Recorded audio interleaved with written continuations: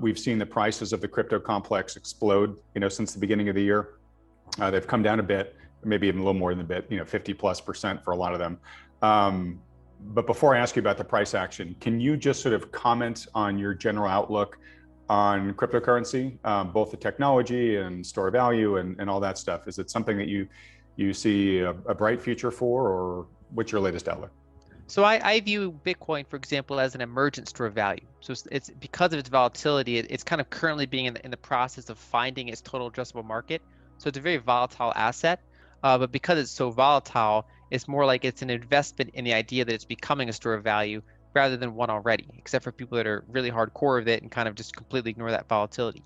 And so basically, when I first analyzed the crypto space in detail back in 2017, I passed on it. It was late in that cycle. We had that really euphoric price action. It basically made it so it was a big enough asset that someone like me that looks at multiple asset classes, it basically became on my radar. But the combination of euphoric price action and the big dilution among all these different altcoins and everything really kind of put me off the space, and I passed on it. But in early 2020, I became bullish on Bitcoin because the biggest downside of cryptocurrencies is, unlike say fiat currencies, that they're mandated to be used by a government, and then you have precious metals where there's only a handful of precious metals. You can't make more of them. You can basically they're each limited to how much we can extract from the earth. You can't just make a whole new precious metal to compete with the existing ones. There's only so many elements on the periodic chart. Yeah, exactly. And so the downside of cryptocurrencies is that anyone can make a new one, and that threatens the value proposition, even if each individual currency has some degree of scarce monetary policy. And so really what it comes down to is whether or not one or two of them can develop a strong enough network effect where that long tail of thousands of other currencies don't matter. Kind of like how if a certain technical protocol takes over, like the whole internet runs on TCP/IP, it doesn't matter if there's like copycats out there, because it's the network effect is so strong that this 50-year-old technology has become the foundation of the internet and is really kind of still going. And so the question is basically whether Bitcoin's network effect is sufficient enough to allow it to kind of keep capturing the majority of the market share in that space, or if just the deluge of competitors will chip away at it. And so basically what I do is I look at all the kind of the major currencies. I figure out what made Bitcoin successful other than first mover advantage and basically the path dependence. And overall, I am pretty bullish on Bitcoin as a kind of a portion of portfolio that is adjusted for volatility and basically adjusted for someone's conviction in the asset class. And so there are people that go really hardcore and they put all their net worth in it or something like that. Whereas I take a step back and I say, within the grand scheme of portfolio, along with my equities, along with precious metals, I do like having a Bitcoin slice in there. And I think that so far it's improved the risk-adjusted returns of the portfolio. And I am pretty optimistic on the technology. But basically my main risk analysis, or basically the thing I'm always critical on, is the network effect basically strong enough to kind of hold back all these competitors? My case since early 2020 has been that probably non-zero is appropriate now, and that can mean different things for different people. Basically, I think that 1 or 2% at minimum makes sense for a lot of people once they understand it. And then of course some people are very high conviction on it, and so they can dial it up. And so I think 5% is reasonable for someone who's pretty solidly bullish on it.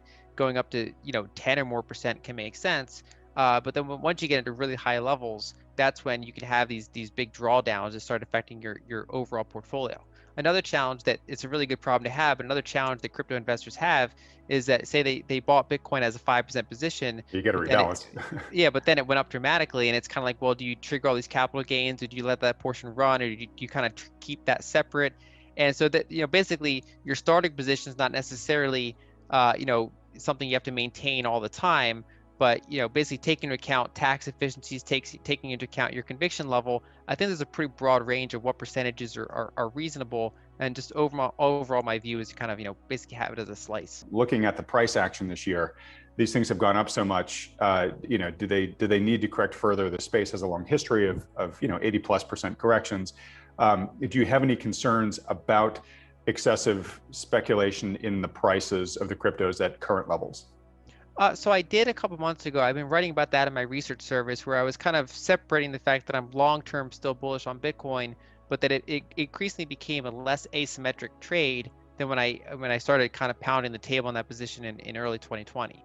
And so basically after you had that strong rise, I was kind of saying I still don't think this bull market's over, but when you start to get things like Dogecoin, basically, being mentioned on Saturday Night Live, or like, yeah, basically Uber drivers kind of trading cryptos while they're driving people around. That's when the whole space gets really frothy. And so overall, the big correction we had, if you look at, for example, Bitcoin's price history, this 50% correction, puts it in the top 6 of all-time Bitcoin corrections.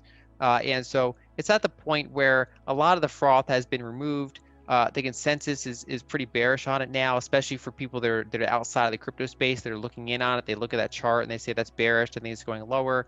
And so overall, I don't have a strong case about what it's going to do in a quarter or two.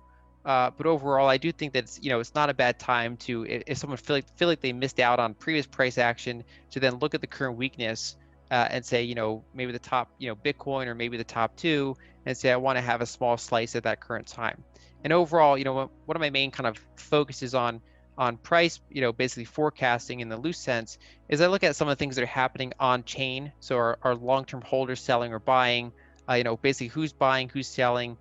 Basically, you can kind of analyze. That's kind of the interesting thing about the blockchain, is that you have these ways to look at it and analyze the data and see, what type of our exchanges is more coins coming to exchanges or leaving exchanges. Is basically short-term traders that sold, and we're basically there's kind of different groups you can monitor to see how they're behaving. Another thing you can do is look at demand, the big demand drivers. And so for a couple quarters, part of that big price increase was that you had a lot of grayscale buying. So the big grayscale Bitcoin trust, and part of that was natural buying, but another big chunk of that was arbitrage traders, where they would buy GBTC, but then they would short Bitcoin, and they basically would extract that premium that grayscale has over Bitcoin. But because that premium turned into a discount due to increased competition from other types of funds, that overall that neutral trade pretty much went away. And I think that had a lot to do with this big kind of price correction that we've had in the space. It basically set the stage for some of these other more temporary factors like Elon's comments and things like that to drive down the price. And so I think that the key to look out for next is to see what are the next sources of demand. And I think overall one of them might, for example, be Bitcoin rewards cards. You see, for example, companies like Fold or BlockFi are issuing these cards where you basically every purchase you get more Bitcoin, and then you have a company like NYDIG that's partnering with banks to have Bitcoin rewards cards. And so if you kind of see that starting to take off, that's another potential leg up for demand. And so I just kind of keep monitoring the space and look for setbacks or advancements in the network effect of Bitcoin and some of the other protocols.